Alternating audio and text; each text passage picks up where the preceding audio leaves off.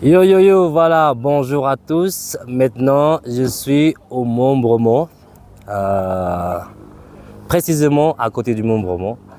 Je suis dans le parc national Bromo-Tengger-Semeru.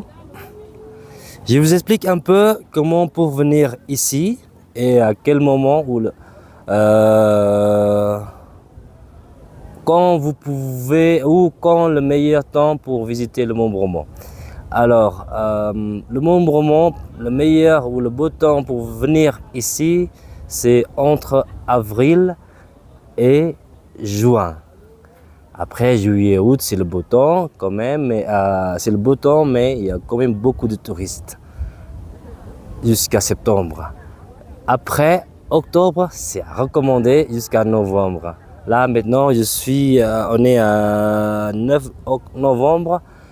Et il y a pas mal du monde, mais il y a moins qu'au mois d'août et septembre.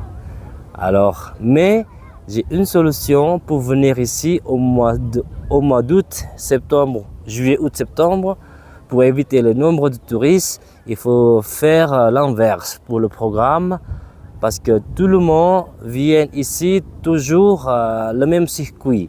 Il y a 3 portes pour venir ici. Il y a qui vient de la ville Malang, de Pasuruan et Probolinggo. Alors tout le monde sont le même programme, le même circuit. Ils sont tous montés jusqu'à le mont Penanjakan qui est là. Ok, le mont Penanjakan est là. Et après tout le monde descend en même temps jusque là la mer de sable. Et ils sont tous montés jusqu'au sommet du mont Bromo qui est à côté de moi. C'est au contre-jour. Et donc voilà, ils sont tous montés en même temps. Et ça fait la bouchon, il y a du monde. Il faut que, comment on dit, il faut qu'on doit bien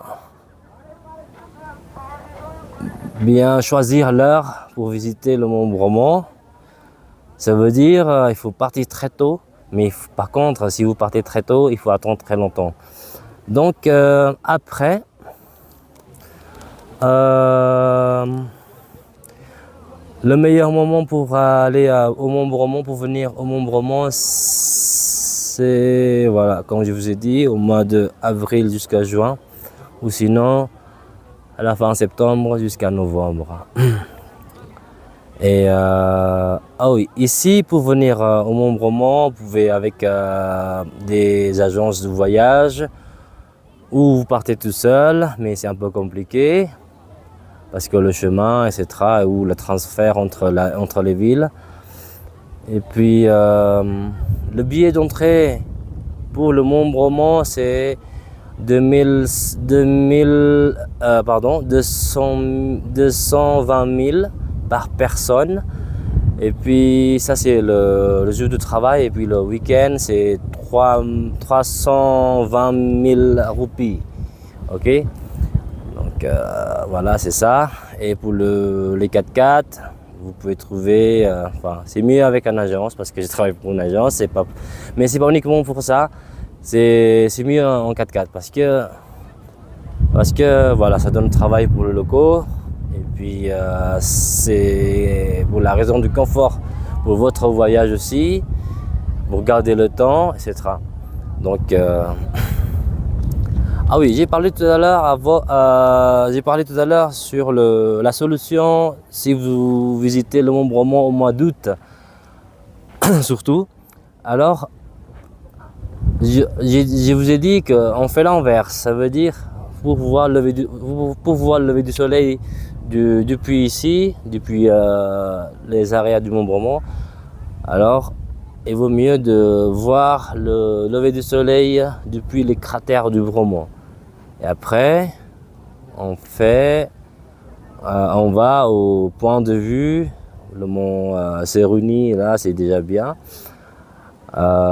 C'est pour éviter les touristes, c'est ça. Une petite information, le Mont Bromo, la mer de sable ici, c'est à peu près 20 km², oui. C'est un caldeira. Alors là maintenant je suis dans un caldeira Tengger, oui, c'est ancien caldeira Tengger. Qu'est-ce que ça veut dire caldeira? Caldeira c'est ancien cratère, voilà. Avant, c'est un seul volcan, un volcan unique. Il y avait, comment on dit, il y a eu une catastrophe, il y a une grosse éruption, ça devient comme ça maintenant. Ok, comme ça. Et puis, alors il y a le mont, dans le cratère, dans l'ancien cratère ou dans les calderas, il y a plusieurs montagnes, oui. Il y a plusieurs volcans. Par exemple, le mont Bromo qui est derrière là, et aussi celle-là, c'est le mont Batok. Celle-là, le mont Widodaren derrière moi. Et puis l'autre côté ici, le mont Koursi, Ider, etc. Il y a plusieurs. Il y a un deuxième cratère derrière le cratère du mont Bromo aussi. Mais là, il n'y a pas de fumée. Il y a juste le mont Bromo qui a la fumée. Ok. Ok, pour l'histoire d'éruption du mont Bromo, vous pouvez voir sur Google. Là, ça, c'est facile à trouver. Et puis, il y a quoi encore? Ah oui, ça c'est le mont Batok aussi. Toutes les montagnes qui est à côté là, ça peut monter, oui. Sauf celui qui est derrière du mont Bromo. On peut monter, mais très difficile. Là, ils sont les 4x4 qui sont là.